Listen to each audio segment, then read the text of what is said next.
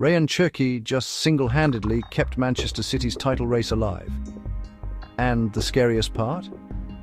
Arsenal don't have anyone who can do what he's doing. Without him, City probably don't win this game. And that tells you everything about where this title is actually going. So, let's talk about this Burnley versus Manchester City match. For City, winning by any margin, even just 1-0, would be enough to go top of the table because their goal count is already slightly ahead of Arsenal's. So even if goal difference ends up level, a bare 1-0 win still puts them first. And that's exactly what happened. 1-0, nothing more. Which had City fans nervous. Why couldn't they put the game to bed? What actually happened? They scored just the one, and not even in the way you'd expect. Not a slow build that finally cracked open and produced 2 late goals, but instead scoring almost immediately from kickoff, then being completely unable to add to it for the rest of the game. Is that right? Yeah, and Burnley, but their performance this time was genuinely quite funny. For most of the game they sat deep in a compact defensive shape, putting the bus on and fighting hard, and they held firm. But then, right at the start, they were absolutely clueless, pressing once or twice and conceding immediately. So yes, these kinds of steel band sides, today Burnley did, to their credit, get some respect back after being relegated. Decent interceptions and capable counterattacks on the break. But then they went and did something utterly brainless that handed City their face on a plate, right from the off for no reason, pressing up on Kyle Walker's side. Kyle Walker found himself getting pressed needlessly on his flank, and then down that channel it turned into a near one-on-one situation, and the ball went in. Now, Kyle Walker, avoiding the appearance of suspicion here. Which club did you used to play for, and which side do you play for now? The opposition needs 3 points, and you press forward like that, leaving your back exposed so they can score right through it. Not that it's entirely his fault, mind you. Kyle Walker did manage to organise a few promising moves later on that created some big chances. Right, so they concede that goal 5 minutes in, and from then on they sit deep continuously. Manchester City, meanwhile, keep facing that compact defensive block and keep having shots unable to score, with shot after shot missing. Can you explain the entire match's problems simply by saying their finishing wasn't good enough? No. In fact, for Manchester City, the biggest waste of time was that first 30-odd minutes. Yes, they scored 1 goal in that spell, but in the rest of that period, the build-up play was absolutely chaotic. With one key figure neutralised, no one directing things, no one receiving the ball, so the backline just started sending it long and confused. The tempo was off, the passing and distribution in the build-up wasn't good enough technically. Take Nico O'Reilly as a specific example of this wider chaos. In that passage of play, his biggest passing problem was really about weight and accuracy. The ball kept arriving at the wrong pace, or not quite where it needed to be. So Rodri is actually still extremely important right now, even though he's getting older and his performances this season haven't quite reached the level where he could command everything the way he used to. The fact that he's there at all steadies his teammates enough for them to hold things together. And if Rodri were sidelined through to the end of the season, who would Manchester City lean on in the title fight?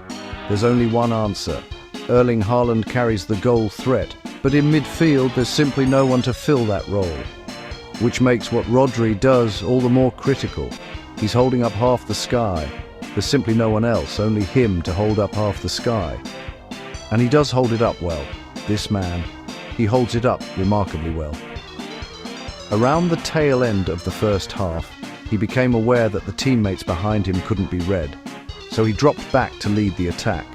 At around the 41st minute, he dropped into the area near the centre circle, took the ball, controlled it beautifully, and played a gorgeous through ball for Jeremy Doku to run to the byline and square a low ball that produced what should have been a certain goal. It was there. It's just that there were too many opponents. Who played that beautiful through ball?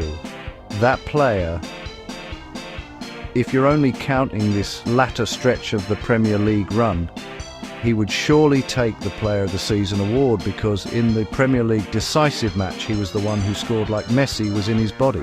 And today he also produced many incredible through balls. And on top of that, he was aware that his teammates behind couldn't be read, so he dropped back to help. That kind of awareness, like even Bruno Fernandes of Manchester United doesn't drop back when his teammates can't be read. Manchester United's Bruno Fernandes doesn't drop back like that. But Rayan Cherki does. Rayan Cherki's performances this season have been absolutely flawless, haven't they? Suddenly, towards the end of the season, his form has surged again. Today there were more incredible moves. At the 89th minute, he somehow burst through and was still able to find such an exclusive passing lane and get the ball to Nico O'Reilly, making the run in support. I don't think O'Reilly himself even expected the ball to be played to him like that. And on top of that, you still had to go around the opposition defender. You still had to loft the ball ever so slightly to get it over their foot, then around their body. You'd think it was impossible, yet he still pulled it off. Driving forward, changing direction, accelerating, 9/10 of Messi's agility that, without Messi's pace, but with Messi's agility. And at the 91st minute, he still had that speed to get into the box and beat two challengers. He also played some lovely passes to Antoine Semenyo, but Semenyo is still badly off form. Get back behind the line, mate, he really isn't up to it. If not for that, the lead would genuinely have been extended further. And Erling Haaland, he was there, he was present. But on a day when City couldn't unlock the low block, even he couldn't manufacture the chances he needed. All things considered, Rayan Cherki was holding up half the sky. With the teammates behind him unable to be read and the players ahead unable to organise the build-up, he was the one producing incredible through balls up front. So, if not for him, they probably couldn't have won today. And in the process of fighting for the title, Arsenal in this final stretch have been lacking exactly the kind of player Rayan Cherki is. If Cherki's form continues like this, he really could carry the whole thing on his own.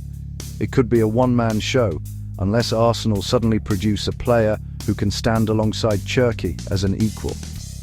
But that remains to be seen, that's impossible to call. At this stage, a Manchester City with Rayan Cherki in the squad is obviously better off than an Arsenal without Cherki or a similar player. And Arsenal still have the Champions League to deal with on top of that. Manchester City only need to focus on the domestic game. There's also the significant improvement in Manchester City's corner kicks. At the 24th minute, Rayan Cherki curved one into the near post and Nico O'Reilly headed it in. Arsenal's set-piece defending recently has been misfiring. Manchester City's corners are going up a level. So at this stage, the picture has definitely shifted. It has to be Manchester City with the better chance. There's no way around it. You have to face reality. If you found this breakdown useful and you enjoy this kind of in-depth analysis, a like and a subscribe goes a long way in keeping this channel going and motivating me to keep producing more. Drop a comment below too. I read every single one. See you in the next one.